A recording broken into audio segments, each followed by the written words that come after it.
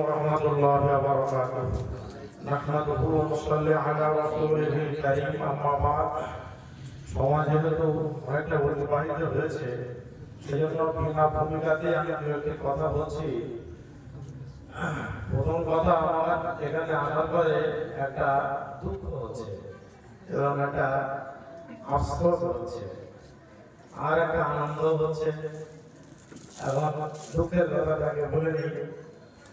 আমার এখন আফসোস হচ্ছে, আমার মেয়ে যদি একটু ছোট থাকতো তো তাকে আমি নাদবি সাহেবের মেয়ের মতো প্রাণের হাফেজা বানাতাম।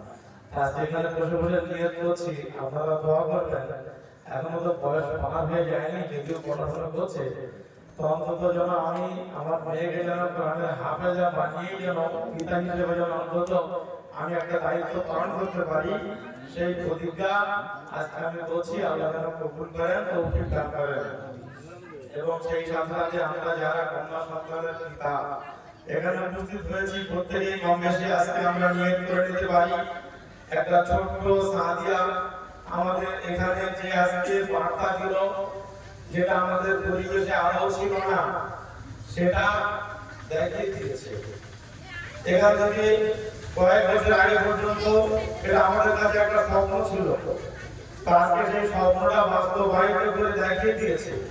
গতবার এখানে আমাদের হাফেজা ভাইরা তার আব্বা এখানে আছে উপস্থিত, আমাদের আজলার ভাই, সেখানে একটা সম্মেলন অনুষ্ঠিত হয়েছিল। এই আইসিটিরা কাজ উন্নয়নের সর্বপ্রথম ফল, আজকে আমরা একটা দ্বিতীয় ফল এখানে পেলাম এবং এই ফলের সুফলটা আমার মনে হয় সবথেকে বেশি পাচ্ছেন এই প্রতিষ্ঠানের যে প্রতিষ্ঠানের যিনি প্রাণ পুরুষ ছিলেন, আমাদের সকলের মুরব্বী আলহাজ হযরত আব্দুল রাজ্জাক সাহেব মিস্ত্রি। তিনি কবরে শুয়েছে, সেই সমস্যায় পাবে আল্লাহ পাক তাকে যেন কবরে পূর্ণ সওয়াব দান করেন, সকলে বলে আল্লাহুম্মা আমিন। তিনি কি শুধু মাওলানা সাইফুদ্দিন নাদবি সাহেবের পিতা হিসেবে সরকারে জারিয়া অধিকারী হলেন, একটা খানদান রেখে গেলেন, ইলমের, হাফেজের, আলেমের একটা বিরাট বড় খানদান এবং কারখানা তৈরি করে তিনি রেখে গেলেন। আজকে বাগানের ভিতরে তিনি শুয়ে আছেন, কিন্তু সকলের দোয়া তিনি হকদার হয়ে যাচ্ছেন। তা আমরা প্রত্যেকে চেষ্টা করবো একটা দিনদার খানদান রেখে যাওয়ার। আর আরেকটা কথা আমি না বলে থাকতে পারছি না, ঢাকা সিদ্দিকা গার্লস মিশন এর আগে অনেক দিন থেকে চলছিল, বিশেষ করে 98 সাল থেকে যাত্রা শুরু, কিন্তু এর আগে এতটা ফুল ফল সুবাস ময়লা ছড়ায়নি। কিন্তু আমার ব্যক্তিগত অভিজ্ঞতায় যেদিন থেকে কোরআনে কারীমের হিফজের তালিম শুরু হয়েছে, মহান আল্লাহ তাআলা সেদিন থেকে এই মাদ্রাসাকে যেন মনে হচ্ছে বরকত দিয়ে ঢেলে দিয়েছেন, বলে সুবহানাল্লাহ। এবং এত গুণী মানুষ সেখানে আসছেন যে আমার মনে হচ্ছে এটা একটা মৌচাকে পরিণত হয়ে গেছে। দাওয়াত দিয়ে যাদেরকে পাওয়া যায় না, মানুষ নীরব হয়ে এতক্ষণ ধরে কথা শুনছেন, যেন মনে হচ্ছে অন্য সব কথাই তারা ভুলে গেছেন। তো এটা একটা কবুলিয়াতের একটা লক্ষণ। যে মেয়েটি এখানে মিসবাহুন নিসা বক্তব্য রেখে চলে গেল, বাংলাতে খুব সুন্দর। আমি টেস্ট পরীক্ষায় তার খাতা দেখছিলাম, কিন্তু সেই জন্য আমি জানতে পারছিলাম না যে মেয়েটা কোন মাদ্রাসায় পড়ে। যেহেতু আমাদের কাটিয়া শাহবাগ সিনিয়র মাদ্রাসা বিভিন্ন স্কুল এবং মিশন বিভিন্ন এরকম প্রতিষ্ঠানের বাচ্চারা কম বেশি পরীক্ষা দেয় আমাদের থ্রু দিয়ে, তবে টেস্ট পরীক্ষা দিয়েছে। তো দুটো টপে আমাদের কাটিয়া সিনিয়র মাদ্রাসার যারা বিশেষ করে টেস্ট পরীক্ষা ফার্স্ট এবং সেকেন্ড হয়েছে, এই দুটোই হচ্ছে আইসিটিকা গার্লস মিশনের ছাত্রী। আমরা আশা করছি যে এরা দুজন যদি আরেকটুখানি মেহনত করে, আপনাদের সকলের সার্বিক সহযোগিতা থাকে, তো মাদ্রাসা বোর্ডে একটা র্যাঙ্কের উপহার দেবে ইনশাআল্লাহ। এবং আমাদের কাটিয়া শাহবাগ সিনিয়র মাদ্রাসা ইতিমধ্যে দেখছেন গত কয়েক বছর ধরে পরপর ধরে তারা বোর্ড স্ট্যান্ড করে আসছে এবং গতবার জোড়া স্ট্যান্ড করেছে। ফার্স্ট এবং সেকেন্ড এই দুটোই কিন্তু আমাদের মাদ্রাসা থেকে হয়েছে। এবং এই সমস্ত যে আমাদের ছায়া প্রতিষ্ঠান যেগুলো রয়েছে, এগুলোর জন্য আমরা সাহায্য সহযোগিতা করার জন্য সবসময় দরজা খুলে রেখে দিয়েছি।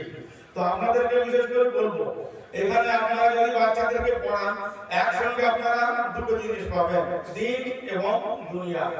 আপনারা দুনিয়ার ডিগ্রি হাসিল হলো এবং সেই ছাত্রদের আখিরাতের রাস্তা আপনার ক্লিয়ার হলো। হযরত মাওলানা মুফতি সাঈদ আহমদ পাওয়ারপুরি আলাইহির রহমান তিনি বলেছেন যে মহান আল্লাহ তাআলা দুবার ইকরা শব্দ ব্যক্ত করেছেন। দুবার কেন ইকরা বলেন, একবার বললেই তো হতো। আজকে যেহেতু শিক্ষা সেমিনার, এই কারণে এই কথাটা আমার বলতে খুব ইচ্ছা হচ্ছে। তিনি বলেছেন প্রথম ইকরা বলেছে যারা নিরক্ষর তারা সাক্ষর হও, যারা অশিক্ষিত তোমরা শিক্ষিত হও। দ্বিতীয় ইকরা বলেছেন যারা শিক্ষিত তারা গবেষক হও। গোটা বিশাল জগৎকে নিয়ে ভাবনা চিন্তা করে আল্লাহ পাকের কুদরত নিয়ে ভাবা হয়েছেন এবং তার বড়ত্ব মহত্ব বুঝে তার সামনে রেখে তুমি আত্মসমর্পণ করে দাও। তো যাই হোক, কথা লম্বা নয়, আমরা প্রত্যেকটা মানুষ যারা এখানে এসেছি অনেকটাই সচেতন। আমরা এখন ইসরায়েলের সময় আমরা বুঝতে পারছি, আমি নিজে বিয়ের দায়িত্ব পালন করছি, তো সেখানে কত হয়রানি, কত পেরেশানি, কত রকম ভাবে কাগজপত্র সব রেডি করতে হচ্ছে। তো দুনিয়ার ক্ষেত্রে যদি নাগরিকত্বের জন্য আমাদের এত কাগজপত্র রেডি করতে হয়, তো যেটা আমাদের স্থায়ী নিবাস, যেটা আমাদের জন্মভূমি আসল জান্নাত, সেখানে যখন আমরা নাগরিকত্ব দাবি করব, সেখানে ঢোকার জন্য আমরা চেষ্টা করব, সেখানে মহান আল্লাহ তাআলা কিন্তু আমাদের কাছ থেকে ঈমান এবং নেক আমলের যত ফাইল এবং কাগজ সব কিন্তু একে একে সব বুঝে নেবেন।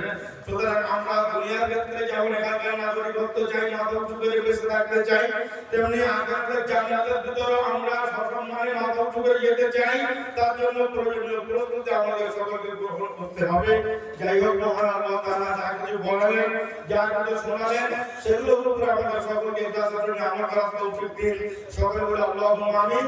আর সাহাবীর আরেকটা কথা না বলে আমি থাকতে পারছি না। ও তখন পৃথিবীতে আসেনি, সাদিয়ার দাদা আব্দুল রাজ্জাক সাহেব মিস্ত্রি তখন বাইতুল্লাহ শরীফে যে জিয়া দোয়া করছে ওর জন্য, যে আল্লাহ আমার একটা ওয়ালাদা সালেহা মানে মেহমান মেরে দাও ভালো হবে। ওদিকে দাদাজি দোয়া করছে, আর এদিকে সাদিয়া তখন পৃথিবীর আলো বাতাসের মুখ দেখছে। তো সেই সময় আমি নাজমা সাহেবকে বলতাম যে তোমার মেয়েটা কিন্তু খাবার পর হয়ে চলে গেছে, সুতরাং এর জীবনটা ধন্য, এর নামের অর্থ ভাগ্যবতী। তো সেটাই আমরা এখন থেকে দেখতে পাচ্ছি, সকাল থেকে বোঝা যায় তার দিনটা বা সারাদিন কেমন যাবে। আমরা তার জন্য বিশেষ করে দোয়া করি, তার জীবনটা যেন ধন্য হয় এবং তার পিতা মাতা সহকার করে খানদান এবং গোটা মুসলিম জাতির জন্য সে গর্বের একটা সন্তান হিসেবে মাথা উঁচু করে যেন জীবন যাপন করতে পারে। মহান আল্লাহ তাআলা কবুল করুন। সকলকে শ্রদ্ধা এবং স্নেহ আশীর্বাদ জানিয়ে আমার সংক্ষিপ্ত কথা এখানে শেষ করছি। ওয়া আখিরু দাওয়ানা আলহামদুলিল্লাহি রাব্বিল আলামিন।